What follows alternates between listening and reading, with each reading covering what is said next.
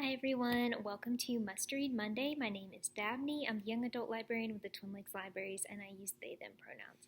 For today's episode, I'm going to be focusing primarily on some manga we've gotten at the library, some new manga that I've had a chance to read. So these are just going to be some quick mini reviews. Okay, so starting off with my favorite of the batch, it's Mr. Villain's Day Off. This is the cutest manga. It is just like, it has kind of similar vibes to Play It Cool Guys, where it's just sort of slice of life. There's not really like a big overarching plot. It's just like the villain on his day off and like what he's up to. So what I thought was like really charming is, he's going out and he's experiencing life on Earth and is like, what are these animals? Like pandas. He gets very obsessed with pandas, goes to the zoo all the time to stare at the pandas like for hours. He takes a million pictures of the pandas. He just sits at home and looks at pictures of them. It's really cute. But he's like interacting with different people.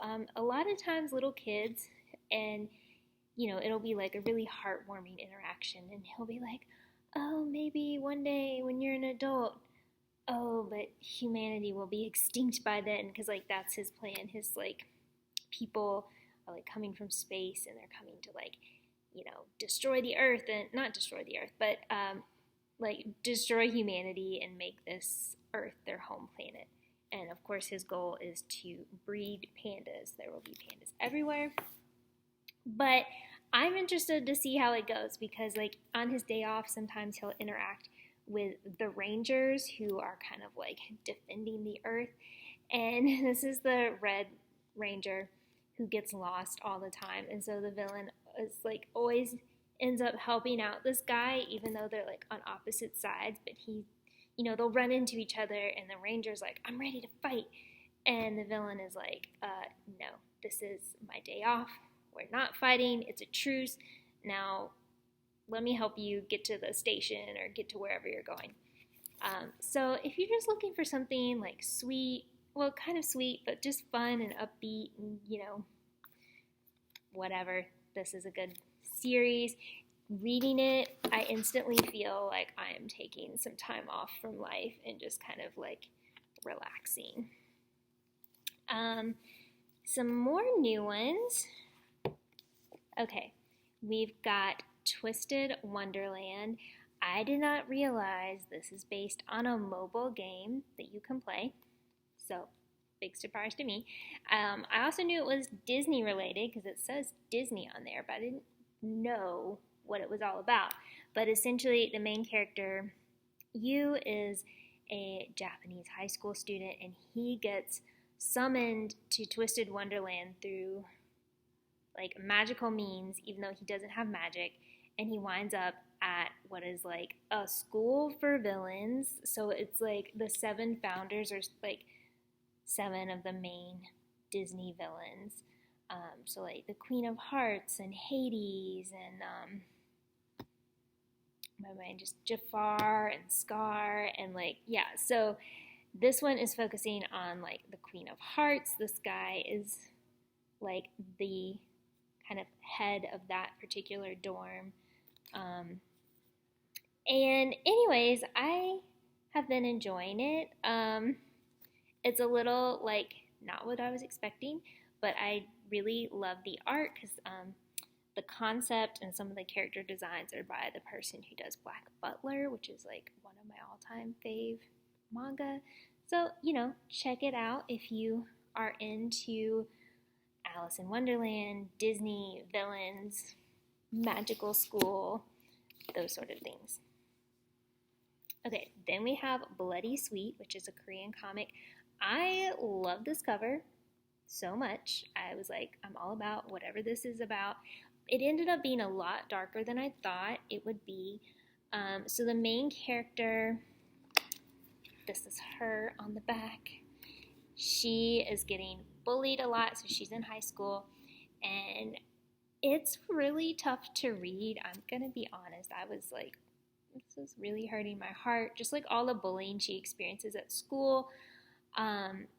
especially because like the head bully is like one of those very manipulative people who like puts on this like, oh, I'm such a good girl persona around adults and other people, and then she's really the mastermind in getting everyone to like hate on this girl and do terrible stuff to her. So I was like, oh my gosh. But then she meets this vampire who is like extremely chaotic and unhinged. And he like latches onto her and he's like, you're a witch. I need to drink your blood to become human. And so now he's like basically living in her room, and like, which she has to keep hidden from her mom, who's a shaman. And it's a lot. There's a lot going on. There is a whole lot of characters, including people the main character met when she was like in middle school, who are now like have had a glow up and are, you know, trying to date her. I don't know. It's a lot. But you know, if that sounds intriguing to you, definitely check it out. I'm gonna keep up with the series because I need to know what's gonna happen next. Something very fun and lighthearted. My cat is such a weirdo. I read this last night. I'm like, these are my cats. So yeah, it's like just the author just writing and illustrating funny things that her cats do, and there are actually pictures of the cats in here too. So I'm like, I'm just a total cat person. So for me, this was delightful. It's just kind of little one-page comics about the cats. So there you go. And then kind of some other series that I've been reading that we've got new volumes for. Blue Lock, this is volume 10. Blue Lock has kind of lost me a little bit. I like sports stories that are more along the lines of like Haikyuu, where it's I like the friendships and like whatever that form between the players, and this is definitely like we are all competing against each other and only one of us can win. So it's more cutthroat, it's very intense, very competitive, but at the same time I still am enjoying watching the character growth, even if that growth is just simply their soccer skills, and finding out like how ruthless they can be. The last game in that, I was definitely like on the edge of my seat, like what is going to happen? There's been so many insane plays. So it is very like your heart is like, oh my gosh, what's going on? Tokyo Aliens, Volume 5. I continue to, be very intrigued by this and what is actually going on with these characters. Introduce some more backstories and big twists and turns, some new like antagonist. Very good. Oh, just knocked over my computer. And then Demons of the Shadow Realm. This is still kind of a slow one for me. I don't know. It's not captured me the way I thought it would, but I'm still very intrigued by it. Especially finding out like,